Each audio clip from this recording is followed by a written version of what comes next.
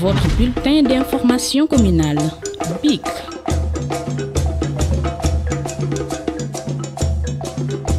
Salaamaaleykum, maa ngi tudd Ndeye Alima Fall di doomu Guinaw Rail. J'ai 15 ans.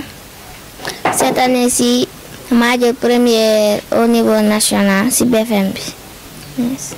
Lan nga yëg ba nga jëlee première au niveau? Kontaan rek dëgg moo neex yàlla j'étais fière. Kontaan naa te xam naa tamit samay professeur kontaan nañ. Ci jàng bi yan condition nga doon teg pour mën a accéder à ce niveau-là? Condition yi moom c'était pas facile moom parce que tamit doo am ay œuvre doo am ay livre documentation yi dañuy incomplet dangay jàng ci ndox yi les moyens daal n'étaient pas réunis daal suñu waxee rek. D'habitude yan note nga doon faral di am? D'habitude yan note nga doon faral di am? En science voilà en général daal des fois daal j'ai 19 en sciences. Dans les matières scientifiques daal d'habitude j'ai 19 et en français parfois 18 17 non. Lan nga mën a wax ci ñi nga xam ne ñoom ñooy autorités yi ba xam ñoo leen di fekk la ba xam ne am ay promesses ba xam am nga ay félicitations? Non pour l'instant moom professeur docteur Daouda Ndiaye daal lañu gisaguñu keneen nag ñu ngi leen di xaar daal. Man daal lu ma bëgg samay conditions d'étude ñu am jàppale ma ci améliorer jàppale samay famille ndax samay waajur sonn nañ sama jàng torop lu ñu am ñu nga xalaat kii amul lii amul lee lu ñu am rek dem nañ sama jàng du ñu xalaat sax seen bopp maa ngi leen di ñaan ñu jàppale leen jàppale ma tamit jàppale tamit ñu sànni bët xale yi nekk fii parce que tamit ñu mel ni man am nañ fi mais moyens yi moo tax mënuñoo fës. Dafa mel ni ñaari commune ñoom ñoo def yëpp muy commune de Guinaw Rail Nord bu Waly Ndiaye ak commune bu Guinaw Rail Sud nga dëkk Guinaw Rail Nord di jàngee Guinaw Rail Sud lan ngay wax ñaari autorité yooyu? Di leen wax ñu ñëw jàpp ci parce que ni professeur ni kii def Daouda tamit ñoom tamit mën nañ kaa def ñu jàpp ci bu baax daal parce que soxna nga seen aide daal. Je m'appelle Abdoul Aziz Sané, directeur des cours privés Ousseynou Ndiaye, en même temps président ADEP, Association pour le développement de l'éducation dans la banlieue. Quelle a été votre réaction lorsque vous avez su que Alima, natif de Guinaw Rail Nord, est élu major au niveau national? Non, le sentiment, c'était un sentiment de joie, de gaieté, de bonheur, vraiment de victoire par rapport aux conditions dans lesquelles elle vit et le milieu où elle fréquente aussi. C'est vraiment un sentiment de satisfaction totale, hein, total. Est-ce que cela vous a surpris que puisse avoir des conditions difficiles et être meilleur major au niveau national? Non, pas ce qui concerne ce résultat, ça m'a pas surpris parce que depuis l'élémentaire, je l'ai eu depuis l'élémentaire au cours privé Ousseynou Ndiaye et depuis la classe de CI, elle se positionnait toujours première avec des moyennes partout sur les matières. Donc une fois aussi au collège aussi, j'ai pu la suivre aussi. Depuis la 6e, elle s'est toujours positionnée première avec des moyennes de 17, de 16, de la 6e jusqu'à la 3e. Donc à la 3e aussi cette année, elle a eu 17 de moyenne. Donc elle est venue aussi confirmer ça avec le BFM, moyenne de 17,77. Donc ça m'a pas surpris de ce résultat parce que vu son engagement, sa détermination, mais sa volonté de faire. Est-ce que les autorités locales ont déjà répondu à l'appel? Bon, pour l'instant, c'est le professeur Daouda Ndiaye qui a fait un acte et lui aussi, il a pris des engagements. D'ailleurs, il l'a reçu à la fac. Donc, il a pris des engagements. Mais n'empêche, nous demandons aussi aux autorités, surtout de Pikine, parce que c'est un honneur, une fille de 15 ans se positionne première, non pas du centre, mais au niveau national, avec les conditions dans lesquelles elle vit. Ce n'est pas évident. Donc, je fais appel au maire de la commune de Guinaw Rail, Waly Ndiaye, le maire de Pikine Est, Isiaka Diop, Ablaye Timbo, Ablaye Diop, l'honorable député Mame Diarra. Et de le dire vraiment, il faut qu'ils fassent tout pour recevoir la fille et faire de leur mieux. Et surtout l'aider. Les conditions dans lesquelles ses parents vivent, c'est incontournable et vraiment, je reste très sensible à ce que la fille vit dans cette maison. Il faut être brave, courageux et elle l'a fait, elle l'a montré. Le message que je lance aux autres élèves, c'est qu'il faut qu'ils aient la détermination et de prendre l'exemple de Halima. Aujourd'hui, celui qui veut réussir peut réussir. Parce qu'avec la nouvelle technologie, tous les moyens sont possibles pour réussir. Et malgré tout, Halima, je peux vous assurer qu'elle n'a même pas un portable. Pour apprendre, elle va emprunter des livres auprès de ses camarades pour réviser. Là, moi, je peux en témoigner. Ses parents, vraiment, l'ont pas laissé. Ils l'ont toujours soutenu. Et donc, vu l'état de sa maison aussi, je demande aux bonnes volontés, celui qui peut intervenir vraiment à leur aider à construire la maison pour qu'elle puisse être dans de bons états et apprendre ses leçons. Et là, vraiment, ce serait de mon mieux. Aussi, nous aussi, ici à Guinaw Rail, on veut beaucoup faire, surtout l'école où elle a fait ses études élémentaires. C'est une école privée, une école où aussi il y a la location qui est trop chère. Mais c'est une école vraiment qui est vue comme une école d'excellence. Parce que vous allez au CEM APIX, les meilleurs élèves viennent de cette école. L'année passée, la meilleure élève était sortie de l'école APIX et elle est originaire de Ousseynou Ndiaye. D'ailleurs, elle est au lycée Maurice de la Fosse, Fatima Samb. Cette année aussi, nous avons eu il y a un sourd-muet qui est admis à l'entrée en 6e et au certificat. C'est moi qui l'ai eu au CM2. Lui aussi, il est là. On ne sait pas où est-ce qu'on va la monnaie. Parce que moi, je peux le comprendre. Mais les autres, avec les effectifs pléthoriques, je ne crois pas qu'ils vont le comprendre. Donc, je pense qu'il y a une école de sourds-muets à Buntu Pikine. Vraiment, il faut qu'ils nous aident aussi. L'état de l'école, c'est imaginable. Mais avec les moyens d'abord, on se débrouille. On récupère beaucoup d'enfants. Il y a 44 cas sociaux des élèves qui ne payent pas. Vraiment, c'est ce que je pourrais. Mais surtout, la famille. La famille de Halima, il faut vraiment qu'ils les aident. Les autorités, il ne faut pas que là soit un engagement non honoré. Mais j'aimerais vraiment qu'ils reçoivent la petite. Elle a fait un excellent travail, un travail qui n'a jamais été remarqué ici à Guinaw Rail. Donc vraiment, c'est ce que je peux dire aux autorités, de tout faire pour la recevoir. Et le président de la République aussi. Et le ministre de l'Éducation, Mamadou Talla. Je me présente d'abord, donc, je suis M. Kidé, donc professeur de mathématiques. M. Kidé, professeur de maths et physique. C'est moi qui encadré à Halima depuis qu'elle faisait donc la 6e. Quel est votre sentiment de ce que vous avez su que votre élève est élu major au niveau national? Vraiment, j'étais ému, en tout cas très ému, j'étais très content vraiment. Ça ne m'a pas surpris aussi vraiment, parce que c'est une élève travailleuse, aussi posée, disciplinée aussi, c'est tout ça. Ça ne m'a pas surpris vraiment, parce qu'à chaque instant quand vous la voyez, elle est tous avec les cahiers. Elle est studieuse vraiment. Quel était son comportement de l'école, de la classe? En tout cas, elle avait le bon comportement, quoi. Elle était très sérieuse, très disciplinée aussi. Elle fait partie parmi les élèves les plus sérieuses de l'école. Par rapport à ces notes qu'elle avait eues à l'école? Par rapport à ces notes, ça ne m'a pas surpris. Souvent, en maths, souvent, elle a des 20-19. Quand elle est partie à l'examen, finalement, en maths, elle a obtenu 20. Faisait 19. Elle était de même chose aux 19. Quel message lancez-vous pour cette locale et étatique? Je lance vraiment aux autres locales de l'aider pour l'encadrement de l'Esnal Diourbel parce que c'est une élève qui mérite vraiment d'être là-bas, quoi. Vraiment, je lance aux autres locales vraiment de l'aider, quoi, de l'encourager parce qu'il y a beaucoup d'élèves comme ça dans l'école.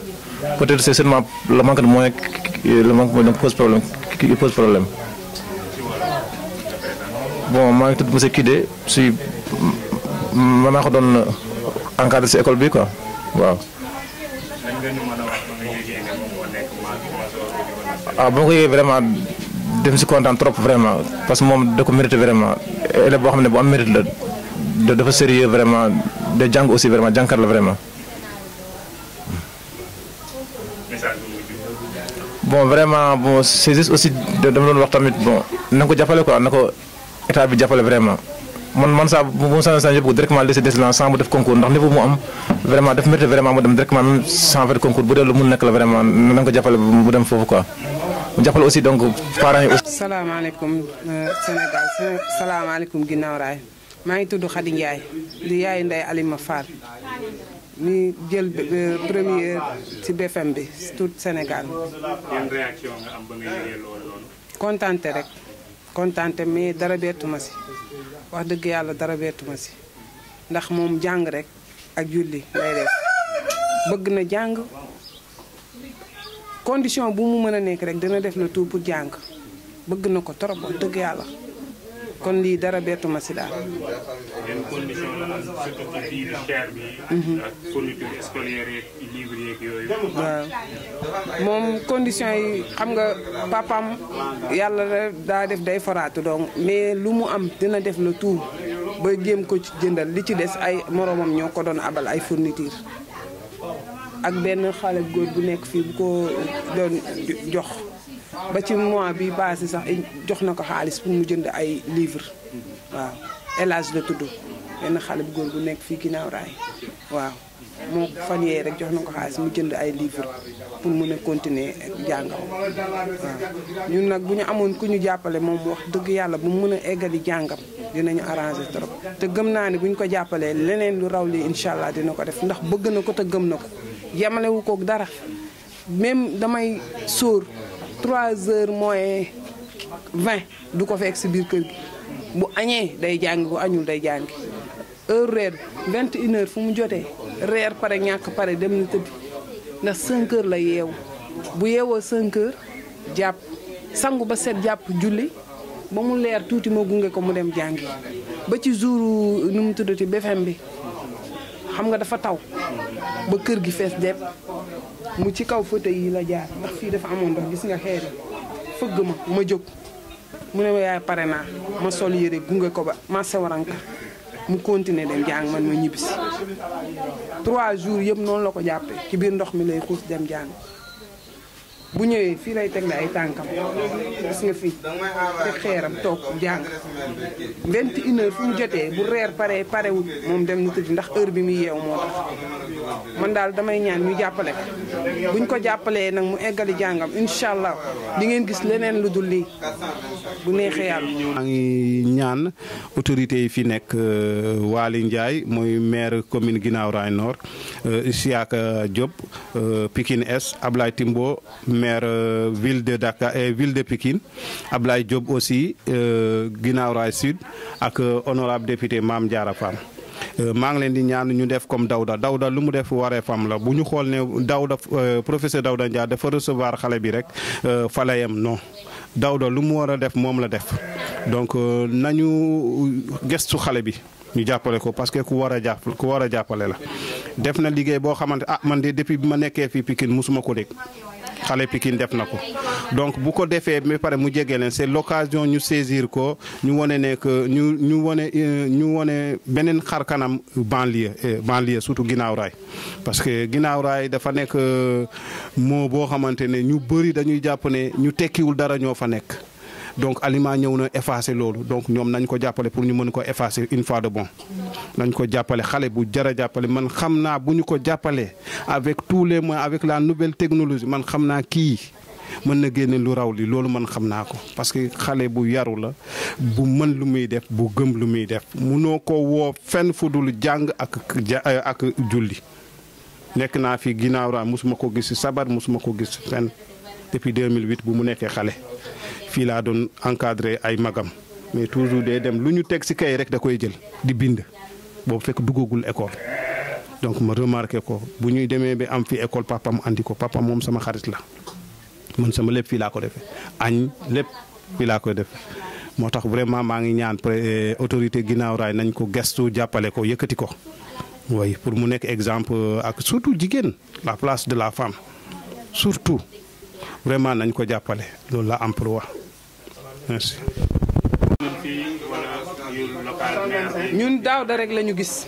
Daouda Ndiaye professeur Daouda Ndiaye rek la ñu gis moom moo ñu recevoir toog ak ñun waxtaan ak ñun jox ñu cër jox ñu gëdd gëm ñu ba pare wan nañu moom ginnaaw raay la dëkk am na som bu mu yëkkati jox ñu ba pare dig ñu te gëm nañ ne incha allah dina ko def ndax même condition yi Alima nekk moom ci la jaar moom xam na nee na incha allah dina ko jàppale te ñun gëm nañu loolu.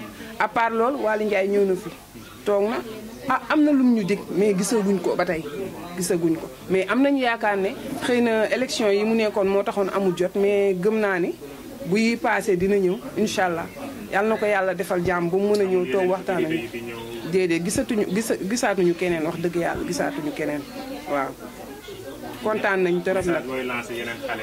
waaw di leen wax rek ne leen nañu jàng am na solo ndax ginnaaw raay gii dañu dëkkale foo xam ne dëkkuñu fa gëm nañ ne fii ku baax waru fee dëkk ku am jom neew fi ku bëgg lu baax neew fi te pourtant am na fi am na ay xale jàngkat am na ñu bëgg dara koñ bii rek boo ko fi seetoon da nga ko fi gis wax dëgg yàlla kon nag nañ jàppale ginnaaw raay daal ñu jàppale jeune ginnaaw raay yi gëm nañ seen bopp bëgg nañ li ñuy def xam nañ fi ñu jëm tamit. xam nga ne fédération élèves et étudiants bu Pikine tamit dañuy jàppale élèves yi ak étudiants yi parce que subvention bi ñu leen di jox du pour étudiants yi kese élèves yi ci lañ bokk yooyu tamit ñoom tamit. déedéet kenn ñëwagu fi ba tey pour te dire daal Daouda rek la ñu gisagum ñun Daouda kese du keneen. moom la ñu gisagum ba pare mu digaat ñu am na lu mu ñu jox de mais ba daf ñu digaat te gëm nañu loolu ndax moom boo ko gisee rek nga xam ne homme de parole la te condition yi Alima nekk nii moom même situation da see jaar te incha allah gëm na ne dinañu jàppale wax na ko te dina ko def incha allah. lan ngay wax professeur yi nga xam ne ñoom ñoo fekkal di leen féliciter kontaan naa si ñoom parce que ñoom tamit dañoo disponible saa yoo leen woowee guddi fajar heure boo leen woo rek ñoom d'accord nañ daal ñu jàngal la di leen wax tamit ñoom autorité yi ñu jàppale leen ñu yokk seen grade daal ku si mel ni monsieur Kidé maa ngi leen sant di sant El Hadj tamit moo ñuy may fourniture maa ngi koy sant di ko gërëm professeur yëpp maa ngi di sant samay waajur. En quelques mots en français, quelle est votre réaction par rapport à la nomination de meilleur élève major au niveau national? J'étais très contente, j'étais fière parce que j'ai vu des résultats sur tout ce que j'avais investi. J'étais contente, vraiment. Quelles étaient les conditions de vie par rapport à ce niveau? C'était pas facile parce que les conditions n'étaient pas réunies. Parfois, les documentations n'étaient pas complètes, les œuvres. J'ai rencontré beaucoup de problèmes, vraiment. À l'école où j'ai fait mon cycle élémentaire, c'est là que j'apprenais mes leçons. Je les demande de m'aider, d'aider toutes ces filles qui ont besoin d'appui, vraiment d'aider mes parents, mes professeurs.